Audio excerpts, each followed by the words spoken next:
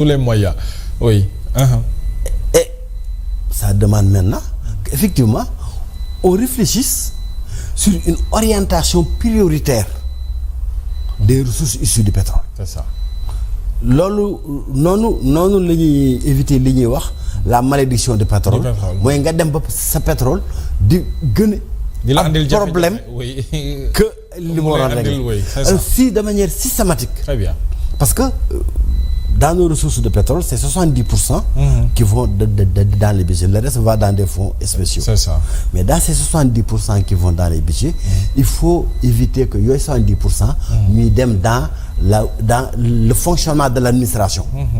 C'est ça qu'il faut éviter. C'est important. Donc aller vers la création de fermes agricoles où da ngay tawat ndaw yi ñu mën a am métier ñu produire bu ñu produire nga transformer ko sur place pour créer de la valeur ajoutée. C'est ça le vrai problème de l'agriculture. C'est qu'on exporte de la matière brute. te waroon boo jëlee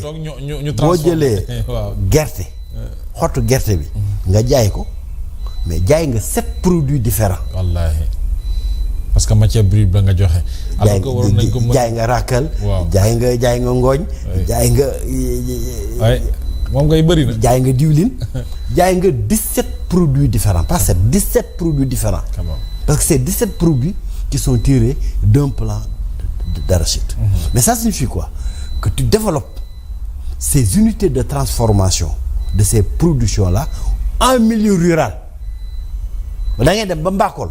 Mbakol ba ñuy béyee gerte nga def fa ces unités de transformation.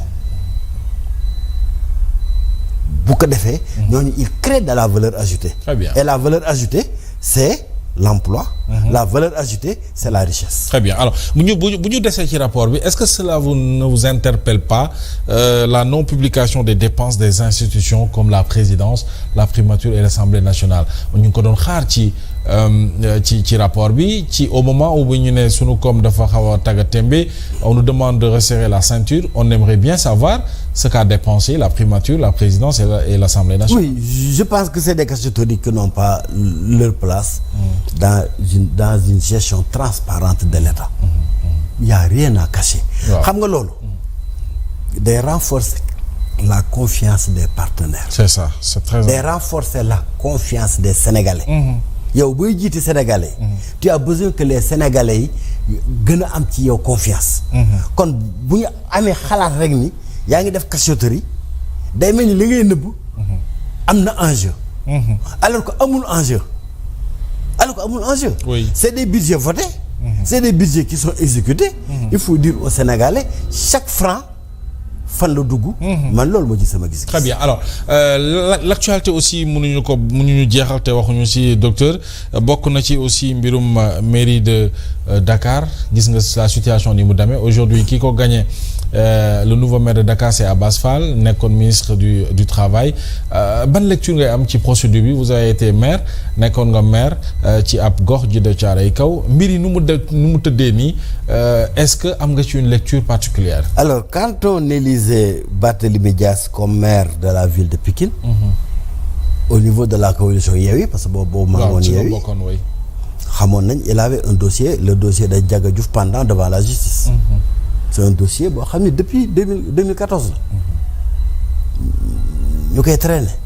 mënuñu ko vider mënuñu ko bàyyi président Macky Sall defoon ko une épée de Damoclès sur la tête de Barthélémy Dias.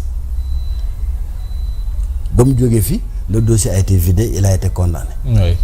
Alors on peut s'interroger sur donc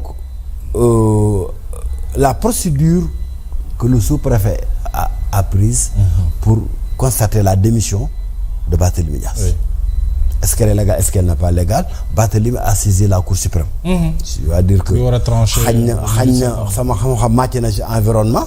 wante màccul ci droit. bu ñu demee bañ ni le juge moo war a prononcé wu. mais politiquement laa ci wax. waaw li ma ci wax politiquement. sur le plan politique mooy que ni man gëwuma ni un sous-préfet un préfet war naa mën a démettre un maire. Ça il faut que qu'on respecte le statut de l'élu. C'est important, oui. un élu du ay caaxaan. déedéet ni ñu falee président. un maire du caaxaan. déedéet. un conseil municipal du caaxaan. Et aujourd'hui il faut qu'on continue le combat pour l'adoption du statut de l'élu. ok waaw. C'est un combat boo xam ne tàmbale woon nañ ko l'association des maires. tàmbale woon nañ ko da nga di suuf mais dañ ko war a dañoo waratuñu am ay maires ay conseils municipaux yu policiers yu gendarmes yi di toroxal ci mbedd mi. parce que ce sont des gens représentatifs. c'est ça absolument. moo tax ba le code des collectivités territoriales prévoir ne un maire bu ñu koy démettre c'est par décret du président de la République. ok. Maintenant est-ce que c'est un décret. ou bien est-ce que le préfet le sous-préfet li mu wax loolu aw na yoon. je pense que. très bien buñ ci àggee. waaw daañu édifier la Cour suprême. dinañu édifier va nous édifier. Oui. mais l'un dans l'autre. Oui. où était le principal enjeu mooy ni préfet koo def wala président koo def foofu la enjeu bi nekk. c'est ça. foofu la enjeu bi nekk. très bien. mais on va vers des questions beaucoup plus profondes. oui. de remise en cause du code électoral. oui. parce que code électoral président Macky Sall daf ko tripatouillé woon def ci ay clause d'inéligibilité. pour xeexewoon ko Karim Wade pour xeexewoon ko Khalifa Ababacar Sall. pour xeexewoon ko Ousmane Sonko. de sorte que tey on ne sait plus ce qu'il y a dans ce code électoral là en termes de protection des droits des acteurs politiques. c'est ça loolu leer na alors. et loolu. ba fa dëgg yàlla lu ñu war a tegaat sur la table la.